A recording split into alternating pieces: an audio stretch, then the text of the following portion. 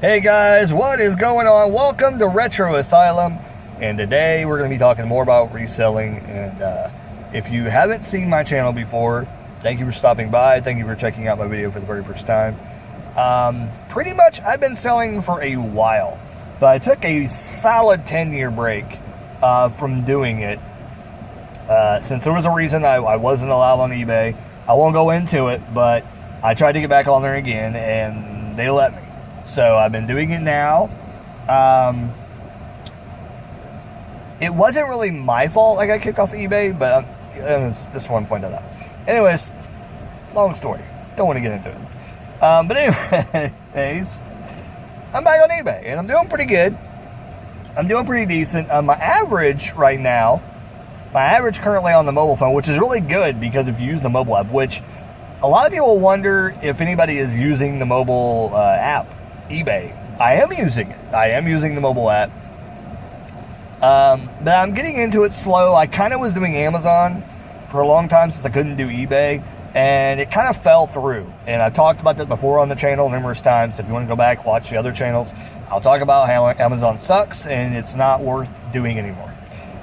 So I'm still kind of got the remnants of a lot of that stuff that I'm still trying to list. And also some other stuff that I had held on to because I had hoped I would get back on eBay at some point soon. And it happened because eBay did this huge overhaul on their website, basically revamping it and everything like that. And I think in turn kind of hitting the reset button on people's accounts, which I don't know if they did that on purpose. They probably just kind of had to. But anyways, it's been interesting. I've sold some things that people were saying you shouldn't sell because you never sell them. And I sold multiple things of them, like kids' clothes. I've also sold kids' books where people say stay away from those. And I'm not making a lot of money, but I'm making a decent amount of money. And here's the thing, if this stuff is free, or if it's like your kids' stuff, that's the first thing you want to do. You want to sell stuff like that you're not using, your kids aren't using. Do that first. And, you know, a lot of times around Christmas, around birthdays, we kind of, well, I mean, we've only had one kid up until now, but I'm sure when Cash, my second son, who's just turning 5 months, I'm sure when he gets older, we'll do the same thing with him. We kind of do kind of a purge of, that's not the right word for that, but kind of how do you do that? Recycling, I guess, of what he wants to have in his room, because we always used to say, well, Santa and, you know, family is going to get you gifts. You got to have room to put the stuff. So anything you're not using at all, and you haven't even touched for 6 months or more, that you maybe only play with like for a couple months or something, and was done with it, let's go ahead and donate it. And what happened is I kind of go through the stuff and I would see, okay, what can I sell on Amazon? And then now I'm going through it saying, okay, well, what can I sell on eBay? And that's pretty much everything. But I kind of pick and choose which things I want to sell. Pretty much all the books, minus a couple books I just didn't want to. But there's just some reason I wouldn't choose certain things. Clothes is definitely one. You kind of want to try and get just like the nicer clothes of kids. If you are trying to get into clothing, if you are dealing with clothes. I don't deal with a lot of adult clothing because I'm not having much luck with that. I'm having more luck with kids' clothing than I am adult clothing, which is really weird. And my area is exploding with kids' clothes. So a lot of girls stuff. And I'm kind of leery to like go buy girls stuff at a yard sale and stuff like that. Even though the yard sale season is pretty much done here.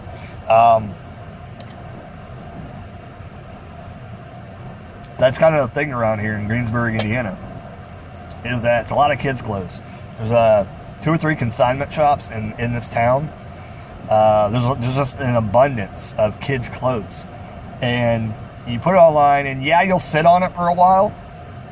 But eventually, you know, I've made, for the time I put into it, I've definitely made my money. Because I've sold like a shirt, a nice shirt, and maybe a thing of pants. I've sold a jacket. And I mean, these are tiny stuff. This is like, I'm talking about like size 4 clothes. Boys, not 44. Like young boys, like youth, I guess I should say, not infant or anything like that. Which I haven't gotten the baby stuff, but I don't know what the restrictions on eBay. I'll have to look into it, because that's another thing around here that's kind of big, is baby stuff is like everywhere. It's exploding, and it's mainly baby clothing. And I know that some people, if it's nice, I think I probably could sell it. I think baby clothes aren't frowned upon on YouTube. I want to say YouTube. Well, I mean, I'm sure people have channels about baby clothing. It might be pretty popular too, but that's not the point. But yeah, reselling's been kind of weird for me lately. I haven't made too many sales lately, but then again, I've been slacking and I haven't been listing anything. So I think there is a direct correlation with listing products and getting sales, because I didn't list anything for probably close to, probably a week or more. Probably close to 2 weeks. I didn't list anything, but I'd fiddle with the listings, and I think that kind of helps. Like you may get some views because of that. But in the long run, the biggest thing you want to do is keep listing.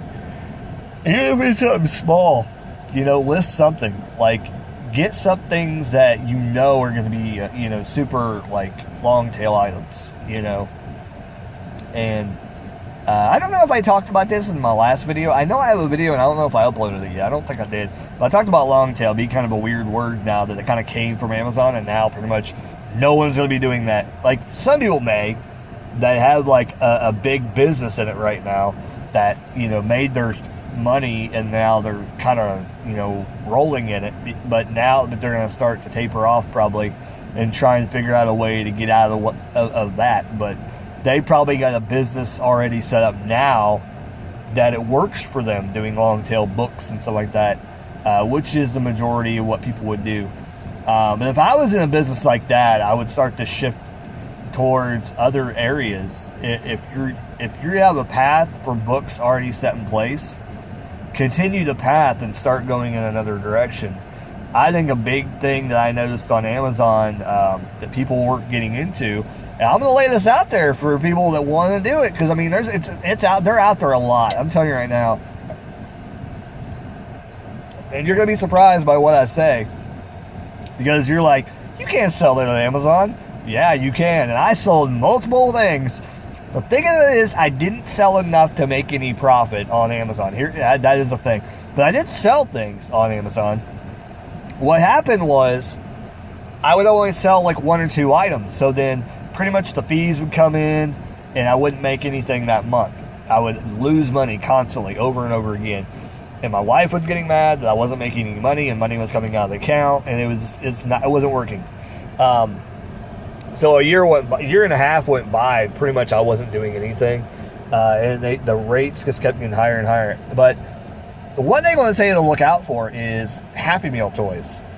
They are worth money. People want these things. If you look for them in toy bins, if you see them in the grab bag things at Goodwill, pick them up. They're worth money. Some of them are worth money. And I was listing a bunch of them for you can list them for $4.99 to $9.99, anywhere in between. I had some, and you'll be surprised at which ones are on there and which not. Now, that's the problem I came into, was that not all of them were on there, but you'd be surprised at which ones are on Amazon. And if they're on Amazon, you can sell them as used, and you can send them in FBA, and you can do long tail that. The problem with that is I would definitely take a picture of them and put them on your eBay as well, and then drop ship them if they sell. That's what I think the biggest problem I wasn't able to do when I was doing Amazon, is that I couldn't drop ship from Amazon, because of the fact that and it's not really drop shipping, but for me it was difficult to, when I did it on Listia, and I drop shipped from Amazon to Listia, which I did do that in the past, and Listia is a whole other story that I'll talk about another day. Sort of broken, but it's still kind of a cool place to get rid of your junk at, or try to move your product in order to get credits to get other things that you can make money on. like cassettes is something I'm really selling right now. That is the main thing that I go for in Goodwill now. I go for cassettes. And if you're in Greensburg, you just gotta know, if you don't hit those cassettes, I will. I'll get those cassettes. And I'm tempted to start getting some of like the random ones, because a lot of the random ones are the ones that are selling. Like I had like Bunny and something killers or something like that. It was some Jive bunnies and the somethings. And I'm like, what the hell is this? And it's sold. I got full value price for this thing. And actually, I think it was like $5 or $6.99 I sold the cassette for. And that's not including shipping. You get shipping with that too. So that's pure, minus the envelope, that's all the cost really that goes into it. I don't really, I wish I could add, but I guess they got rid of the handling thing where you can add onto there. But you can go in and go, okay, here's what I'm charging for shipping. And you can put, okay, here's what to charge them for shipping, blah, blah. So that's what I might start doing, and add the 50 cents for the envelope or whatever like that. Because basically, it's about 50 cents per envelope. And then the other, you can just take out of the profits, basically. Just add 50 cents for. So pretty much $4 for shipping should be the basis for most of the stuff that I sell. Because I do a lot of, everything that I sell is really small. But, getting back to that, I got a few things back from Amazon, some Happy Meal toys that I was selling, but if somebody had the time to really search and find a bunch of Happy Meal toys and have the time to go through toys, that's the problem. I think a lot of people don't want to take the time to go through stuff. They want to get the stuff, get rid of it, sell it, make the money, and that's cool and all, but I'm the guy who's going to go through stuff, that's going to bag them individually. I'm going to take pictures of them. I'm going to put them on Amazon, and I would sell them, and I would make, decent money. And I had a weird moment too when I actually did work for Amazon, but anyway, long story. Not anymore. Anyways, but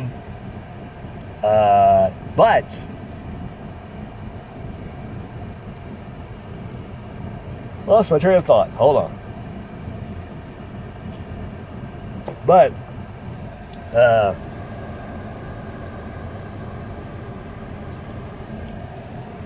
what the hell was I going to say? I totally lost my train of thought. Oh boy. Welcome to Retro Asylum. Brad's nuts, people. Can't even talk this morning. Yeah, I just got off work. Not bad night, but figured I'd shoot a little bitty Retro Asylum video and just talk about some random stuff. But yeah, I'm the guy that would go through the toys and really just bag them and sell them. I don't know where I was going. I was going with something. Oh, what did I talk about? I know I got some back. I ended up making a lot, and I did sell the lot. They haven't paid for it. Still waiting for that. Something that I want to talk about is mystery boxes. So this is what I'm confused about. So all this big hubbub, people want them. People like mystery boxes, okay? People like them. People that do a good job at putting decent amount of stuff in it, whether it be junk or not, it doesn't matter. Now, here's the thing about mystery boxes. You really can't call it junk unless you're selling like used electronics or used houseware good. That would be something I would stay away from. But the ones that I would love to do is toys, movies, music, candles, wax melts, mystery boxes like that had that in, even makeup. Like I would get into that thing. I'd start doing that. I think that'd be interesting. And something that, hey, somebody steal my idea, okay? I'm going to put this out there. There is not a mystery box out there that I don't think is moderately priced. They're not. There's not one that's moderately priced out there. They charge buku dollars. And I wish there was one box out there that was $15 that you could order and you could get certain things. Like, you could say, you know, you get snacks, you get a book, and you get some other stuff. And it'd be used products, but it'd be nice used products. Take my idea, somebody. Make $1 million off of it. Go. Because that's something that's not out there. And I don't know why somebody hasn't thought about that. Because I'm thinking about it, and I'm lying. Like, all these people did all these subscription boxes and mystery boxes, and why hasn't somebody did that? Anyways, getting back to the mystery boxes. Everybody wants them. Why does eBay not like mystery boxes? So you can't put mystery box. So I put random box in the title. But it says mystery box in the picture. Just let us do mystery boxes, eBay. What the fuck, man? Seriously, it's ridiculous. What? It's like, people want them. People want the fucking things. Let us sell them. Give us restrictions. Let us, I don't know, do something. Let us do it. It's like, I don't understand people. You know, and that's the thing too. Maybe that's what people, I don't know. Like, here's the problem with me. Here's the problem with me. I sit here and I'm the type of guy who I look at things and I'm like, I can make money off of that. I mean, there's got to be a way. Nobody wants that here. I'm sure somewhere else in the world somebody wants it. So that's why I always think about, like, that could sell somewhere else, but I'm not going to make much profit on it. Is there any way I could make money on that? You know, I'm always the guy thinking about that. And I've always been like that ever since I first got my eBay, you know, blood. Because I remember back in the day, I don't know if I talked about it, I'm pretty sure I talked about it probably in the past video, is the first taste of eBay, like, whoa, I can do this here and make money? Buying a $2 Laurel and Hardy VHS tape and getting like $22 for it off of eBay. That was insanity. That was my first taste of, like, whoa, what can I sell on this site? Because I just made a lot of money off of something I thought was worthless. And that was an auction. I'm pretty sure it was an auction because it got bid up really high. Anyways, hope you guys enjoyed the video. I gotta get home before my wife kills me. And Retro Asylum here. Brad Tragic. Check out my other stuff, all my other channels. Like, comment, subscribe, all the other jazz. I'll catch you guys later. Keep rocking and keep on reselling. Later, guys.